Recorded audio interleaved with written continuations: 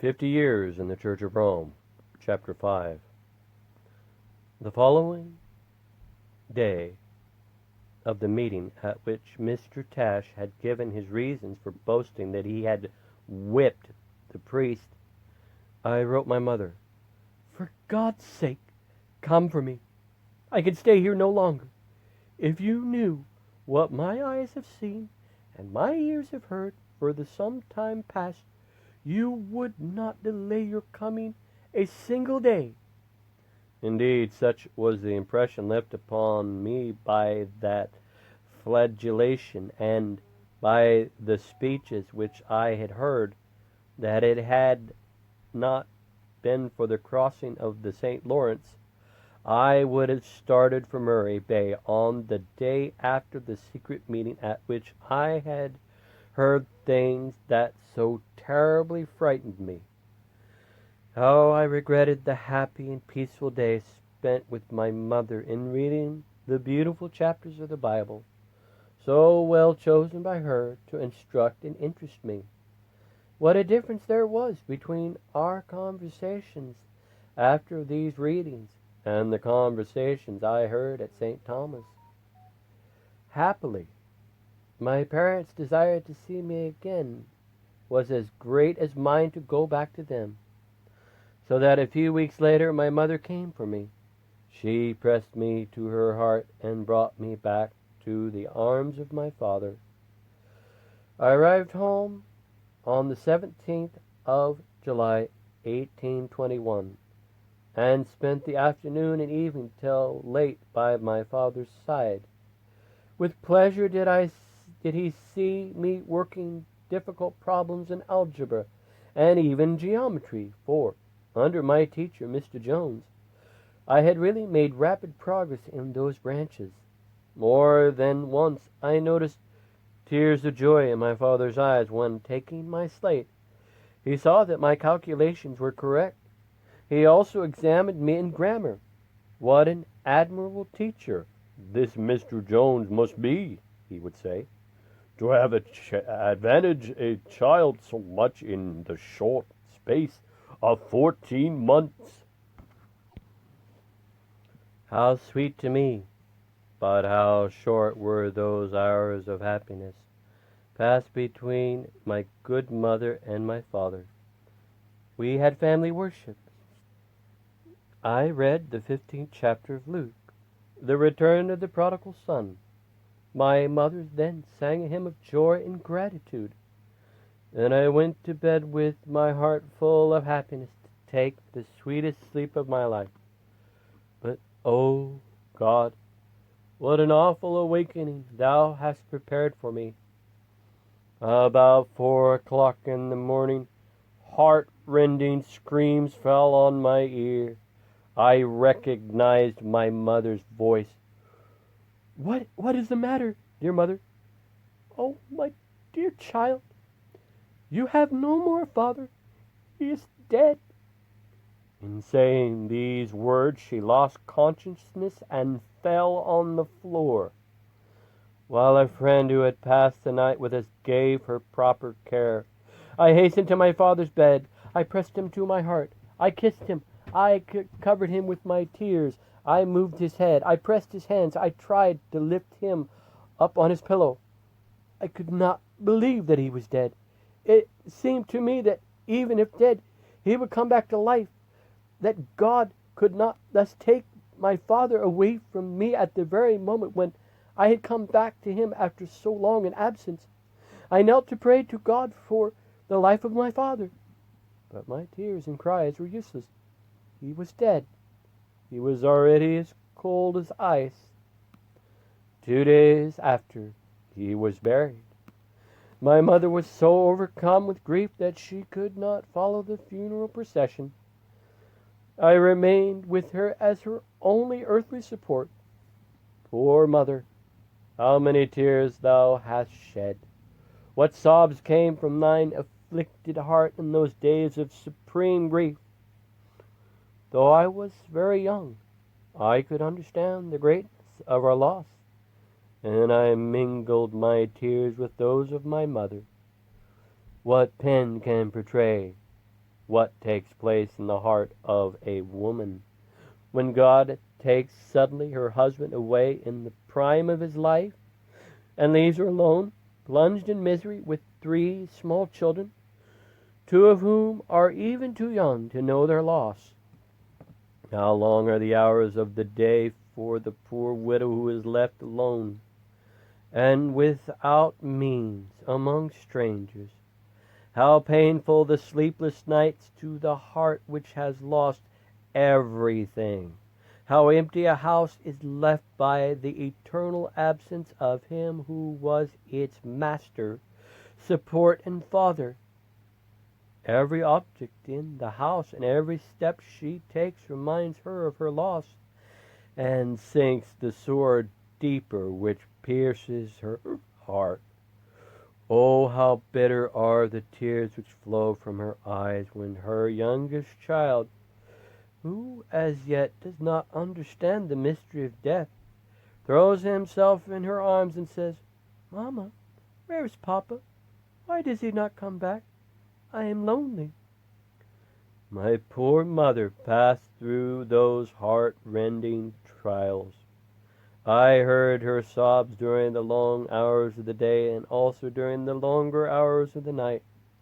Many times I have seen her fall on her knees to implore God to be merciful to her and her 3 unhappy orphans.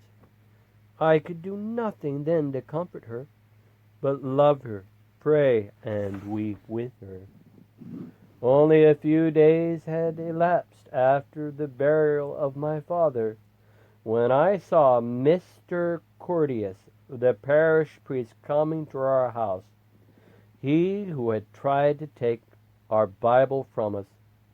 He had the reputation of being rich, and as we were poor and unhappy since my father's death, my first thought was that he had come to comfort and to help us. I could see that my mother had the same hopes. She welcomed him as an angel from heaven. The last gleam of hope is so sweet to one who is unhappy. From his very first words, however, I could see that our hopes were not to be realized. He tried to be sympathetic and even said something about the confidence we should have in God, especially in times of trial. But his words were cold and dry. Turning to me, he said, "Do you still read the Bible, my little boy?" "Yes, sir," I answered, with a trembling voice and anxiety, for I feared that he would make another effort to take away that treasure, and I had no longer a father to defend it. Then, addressing my mother, he said, "Madam, I told you that it was not right for you and your children to read that book." Mother cast down her eyes and answered only by the tears which ran down her cheeks. That question was followed by a long silence, and then the priest continued, "Madam, there is something due for the prayers which have been sung, and the services which you've requested to be offered for the repose of your husband's soul. I will be very much obliged if you pay me that little debt." "Mr. Curtis," answered my mother, "my husband left me with nothing but debts. I have only the work of my hands to procure a living for my 3 children, the eldest of whom is before you. For these little orphans' sake, if not for mine, do not take from us the little that is left." "But, madam, you do not reflect. Your husband died suddenly and without any preparation. He is therefore in the flames of purgatory. If you want him to be delivered, you must necessarily unite your personal sacrifices to the prayers of the church and the masses which we offer." "As I said, my husband has left me absolutely without means, and it is impossible for me to give you any money," replied my mother. "But, madam, your husband was for a long time the only notary of Malbay. He surely must have made much money. I can scarcely think that he has left you without any means to help him now that his desolations and sufferings are far greater than yours. My husband did indeed coin much money, but he spent still more. Thanks to God, we have not been in want while he lived. But lately he got this house built, and what is still due on it makes me fear that I will lose it. He also bought a piece of land not long ago, only half of which is paid, and I will, therefore, probably not be able to keep it. Hence, I may soon, with my poor orphans, be deprived of everything that is left us. In the meantime, I hope, sir, you are not a man to take away from us our last piece of bread. But, madam, the masses offered for the rest of your husband's soul must be paid for, answered the priest. My mother covered her face with her handkerchief and wept. As for me, I did not mingle my tears with hers this time. My feelings were not those of grief, but of anger and unspeakable horror. My eyes were fixed on the face of that man who tortured my mother's heart. I looked with tearless eyes upon the man who, added to my mother's anguish, made her weep more bitterly than ever. My hands were clenched as if ready to strike. All my muscles trembled. My teeth chattered as if from intense cold. My greatest sorrow was my weakness in the presence of that big man, and my not being able to send him away from our house and driving him farther away from my mother. I felt inclined to say to him, "Are you not ashamed, you who are so rich, to come and take away the last piece of bread from our mouths?" But my physical and moral strength were not sufficient to accomplish the task before me. I was filled with regret and disappointment. After a long silence, my mother raised her eyes, reddened with tears, towards the priest and said, "Sir, you see that cow in the meadow not far from our house? Her milk and butter made from it form the principal part of my children's food. I hope you will not take her away from us. If, however, such a sacrifice must be made to deliver my poor husband's soul from purgatory, take her as a payment of the masses to be offered to extinguish those devouring flames." The priest rose instantly, saying, "Very well, madam," and went out. Our eyes anxiously followed him.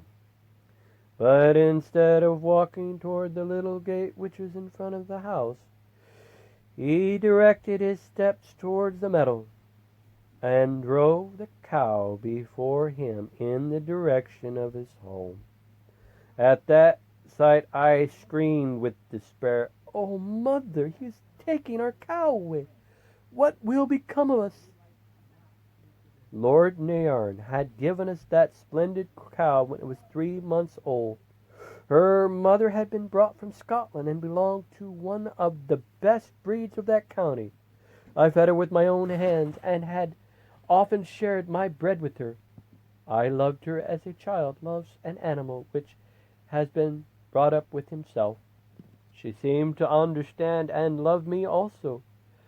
From whatever distance she could see me, she would run to me to receive my caresses, and whatever else I might have to give her.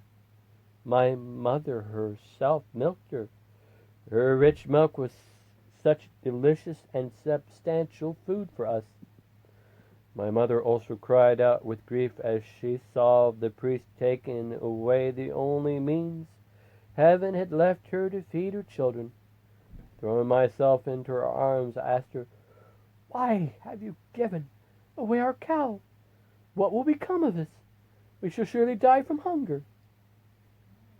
"Dear child," she answered, "I did not think the priest would be so cruel as to take away the last resource which God had left us. Ah, if I had believed him to be so unmerciful, I would never have spoken to him as I did. As you say, dear child, what will become of us? But have you not often read to me in your Bible that God is the Father of the widow and the orphan?